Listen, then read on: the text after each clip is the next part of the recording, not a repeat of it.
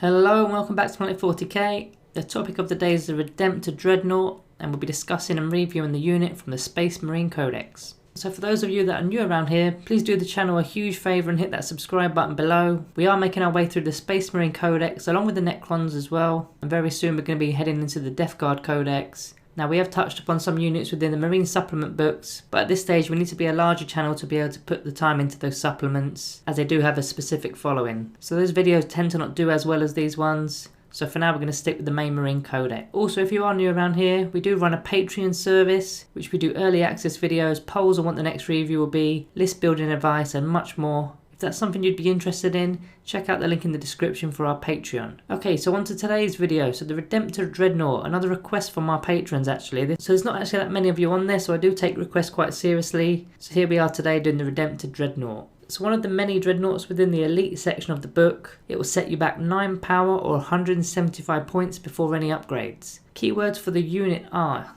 it's got the chapter keyword going into any chapter.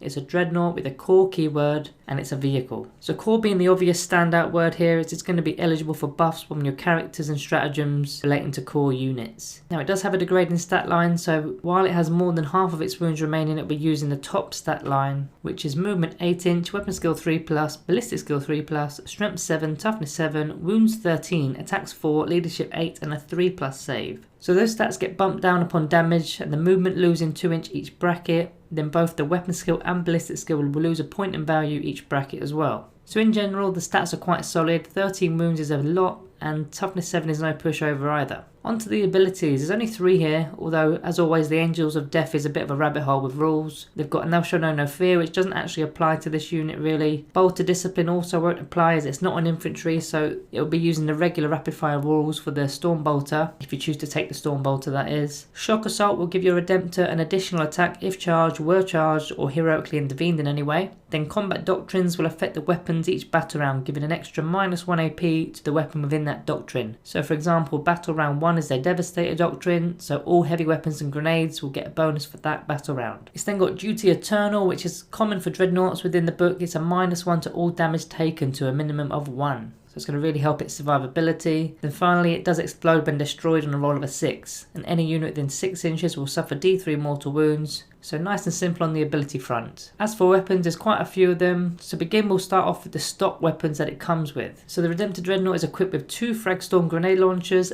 a heavy flamer, a heavy onslaught Gatling cannon and a Redemptor fist. So as always we'll go through each one, maybe do a breakdown on the damage output on a few of them, then we can assess the best way to use each one. So starting off with the 2 Fragstorm grenade launchers. Now it's very easy to forget that you've got 2, as the datasheet obviously only shows the stats for a single launcher. So they're both 18 inch range, assault D6, strength 4, no AP and 1 damage with the blast keyword. So these are effectively a better frag grenade. It's got blast and has D6 attacks, but you do get 18 inch with it rather than 6. It's also an assault weapon rather than an actual grenade weapon, so the Devastator Doctrine won't buff this weapon. This requires the Tactical Doctrine to be in effect, which is battle round 2 and optionally round 3 if you select it. So 2 of these gives 2d6 shots. Now this is quite a random amount of shots, so it's not worth doing a breakdown on this, but you really should only be firing it at toughness 4 or less. It is an anti-light infantry weapon that may push a model or 2 off the board. Now there's no AP and minimal damage, so don't expect too much from it. The heavy flamer is next, which is a 12 inch range, heavy D6, strength 5, -1 AP and 1 damage, and you auto hit with the weapon. So the auto hitting is pretty nice. It also works in Overwatch, but again it's quite unpredictable as you don't know how many shots you're going to get with it until you've rolled. Strength 5 is more effective against light infantry units, and the -1 AP usually takes away the reliability of their armor save. Next we've got the heavy onslaught Gatling cannon. This is a 30 inch range, heavy 12, strength 6, -1 AP and 1 damage. Now this one's a bit more juicy. It's got 30 inch, so you're getting to select your targets now. It's got 12 shots and heavy makes no difference as you're a vehicle, although firing it into combat will be at a -1 modifier. 12 shots at ballistic skill 3 should on average net you around 8 hits. Against toughness 3 you're going to need 2s to wound, so you're likely going to be killing on 2s too, so you get about 6.7 wounds through there. Versus toughness 4 and 5 you need 3s to wound, so about 5.3 wounds there. Toughness 6 you need 4, so about 4 going through there on that one.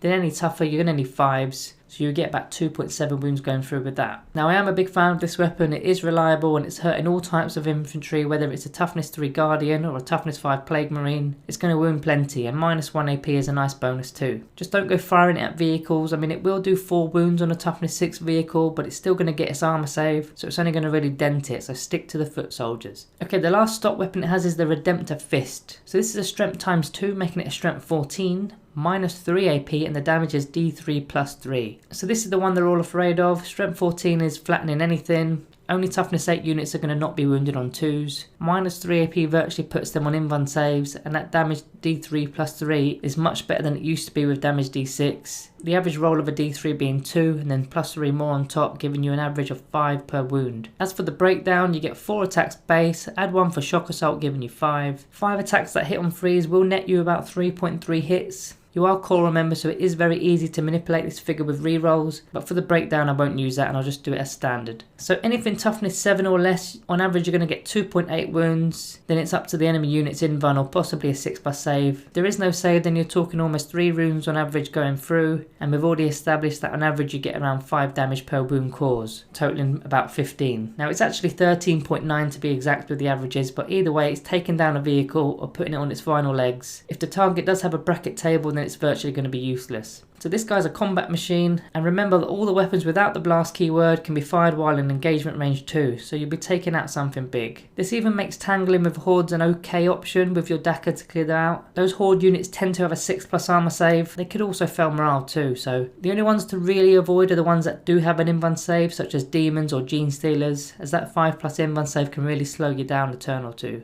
Okay, on to the upgrades then. We've got 4 options here, so I'll go through the options quickly, then we'll go through each one. So the model can be equipped with 1 Icarus rocket pod. The model's heavy flamer can be replaced with 1 onslaught Gatling cannon. The model's heavy onslaught Gatling cannon can be replaced with 1 macro plasma incinerator. And then finally the model's 2 Fragstorm grenade launchers can be replaced with 2 storm bolters. So starting off with that Icarus rocket pod. This doesn't actually replace anything, it just costs you 5 points. It's a 24-inch range, heavy D3, strength 7, -1 AP and 2 damage. It's got the blast keyword, and each time attack is made against an aircraft unit, you can add 1 to the hits roll. It's an okay option. Strength 7 is good, but it's only D3 shots. And even though it is useful against aircraft, it's only going to be doing damage 2 and -1 AP as well. So I just use it as extra Daka on light infantry. I mean, it does have the blast keyword too, so you're likely going to be getting max shots. Option 2 is a swap out for your heavy flamer to get an onslaught Gatling cannon for 5 points. The Gatling cannon is 24-inch range, heavy 8, strength 5, -1 AP and 1 damage. So it is the same strength and AP as the heavy flamer, but it's got 8 shots, but they don't auto hit. So you do fire at ballistic skill 3, you're going to hit about 5.3 times on average, whereas the flamer is auto hitting, but it's D6 attacks. The range of the cannon also is superior, so I would just do the swap if I'm honest. Target anything on foot, toughness 5 or less, and it'll peel a wound or 2 each round. The third option is removing your heavy onslaught Gatling cannon for a macro plasma incinerator. This one is a free swap out. It is your main weapon, so you need to think carefully about this one. So like most plasmas, it has 2 modes, a normal mode and a supercharged mode. So you've got to select which one you're going to do before attacking with it. Both modes are 36-inch range, heavy D6. The standard is strength 8, -4 AP and 2 damage. And the supercharged is strength 9, -4 AP and 3 damage. But of course, if you're supercharging and you roll a 1 to hit, you're going to suffer a mortal wound. They both also have the blast keyword as well. So again, the random amount of shots is not my cup of tea, although it does have blast. And to be honest, this is a strength 8, strength 9 weapon, so I'm not going to be firing it into infantry units using that blast keyword. Now supercharging it at strength 9 is frightening to heavy vehicles. It now turns your Dreadnought into an anti-tank unit as well as a light infantry remover. I think it all depends on what else is in your list before you decide on what weapon to arm this with. If you're short on anti-tank, then go for the incinerator, vice versa. The final exchange is removing the 2 grenade launchers for 2 storm bolters. It's a free swap, and the storm bolters are 24-inch range, rapid fire 2, strength 4, no AP and 1 damage. So 2 of these within 12-inch range will fire 8 shots, whereas the grenade launcher does have an 18-inch range, but it's 2d6 shots with blast. Now I'd probably stick to the launchers in this instance, as you can fire at 18-inch range, whereas the storm bolters do require you to be within 12-inch range to get double shots, otherwise you're only getting 4 shots in total. I think you'll just get more shots with the launchers at range, and like I mentioned, it does have blast, so you should easily get more than 4 shots from afar, and you could even get more than 8 shots on a larger unit. So that's the weapons and upgrades. So yeah, I'd probably buy the rocket pod if I had the spare change. I'd swap out the flamer, probably keep the onslaught Gatling cannon, as other units within my list can be shooting the bigger guns. Then I'd probably also keep keep the grenade launchers. That would be my loadout, resulting in my Redemptor Dreadnought costing a total of 185 points, as I'd be purchasing both the upgrades at cost points. A quick glance at some chapters that may have some enjoyment using the Redemptor Dreadnought on the board. Now the Space Wolves have Hunters Unleashed, which gives them a +1 to their attacks roll. They can also heroically intervene, which I think is a huge thing for these units. White Scars with Lightning Advance as their chapter tactics, which allows them to advance and charge, although it will mess around a lot with your decker, because you're not going to be firing the weapons while advancing. Imperial Fists remove light cover with their Siege Master chapter tactic, which does help your decker. Iron Hands has the Flesh is Weak, and it works well as you're going to have a 6+ invuln save, and always be considered to have double the wounds for the purpose of the damage table, which is quite key for this one. So you'll need to be taken right down to 3 wounds remaining for it to go down, just 1 bracket. So you're retaining your ballistic skill at 3, which is really important here. Same with the weapon skill. Salamanders allow a single reroll to wound with Forged in Battle. Could be quite handy for your incinerators. And then the Death Watch can reroll wound rolls of 1 against a selected battlefield roll. So if you're playing against, say, Tyranids with a horde of Gaunts, select the troops battlefield roll, and then you get to reroll 1s against those troops. As you can see, the Dreadnought kind of works in any chapter. It's very versatile, and it can shoot and hit hard in combat too, so it's pretty good all round. A few stratagems that work well. You've got Armour of Contempt, giving it a 5+ feel no pain against mortal wounds. It's only 1 CP. It is situational. If you're against, say, a smite spam list, or one of those factions that chuck out a lot of mortal wounds, then it will be ideal. Wisdom of the Ancients for 1 CP used in the command phase. You automatically gain either the Rights of Battle ability, which is rerolls 1s to hit,